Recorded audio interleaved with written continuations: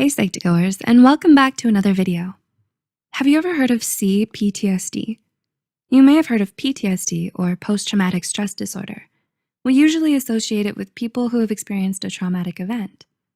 The condition causes intense anxiety around the traumatic event, which can manifest in intrusive thoughts, flashbacks, or nightmares, among many other signs. However, the lesser-known condition is called complex post-traumatic stress disorder, or CPTSD. While there are certain aspects of it that are similar to PTSD, it is a separate type of condition. In this video, we'll give you a brief overview of CPTSD, as well as resources to seek help. But before we begin, we would like to mention that this video is created for educational purposes only and is not intended to substitute a professional diagnosis. If you suspect you may have any form of PTSD or any mental health condition, we highly advise you to seek help from a qualified mental health professional. Let's begin. What is the difference between PTSD and CPTSD? The main difference between PTSD and CPTSD is the duration of the traumatic event.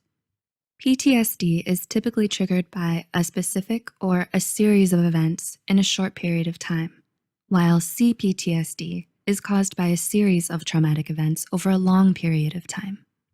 The traumatic events can take place over several months to several years. Like all forms of PTSD, CPTSD may lead to other issues, including but not limited to addiction, depression, anxiety, and changes in personality, among many more if left untreated. What causes CPTSD?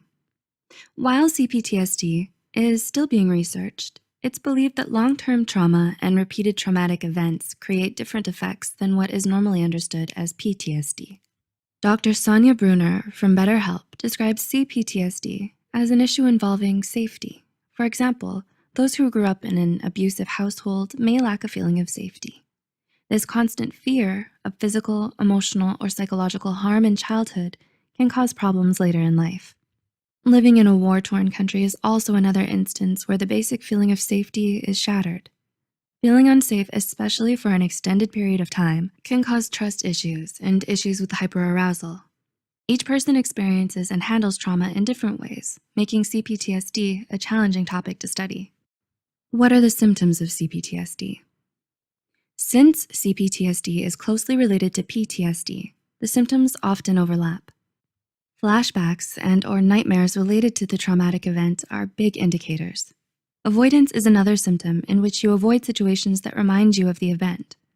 Hyperarousal is another where you experience intense anxiety surrounding an event and anything that may remind you of it. People with CPTSD in particular may experience relationship issues, difficulty controlling emotions, negative self-view, and detachment from the trauma, which may manifest in derealization and depersonalization. Other mental health conditions may also develop. Seeking help early on this is highly recommended as these symptoms may worsen over time. How do I know to get help? According to the Mayo Clinic, if you're having disturbing thoughts or feelings related to a traumatic event for more than a month, you should seek help from a doctor or mental health professional. If these thoughts and feelings are severe, then you should seek help sooner. Acting sooner can help prevent it from worsening. As with any condition, thoughts of suicide should be treated as an emergency by calling your local emergency service number. How is CPTSD diagnosed?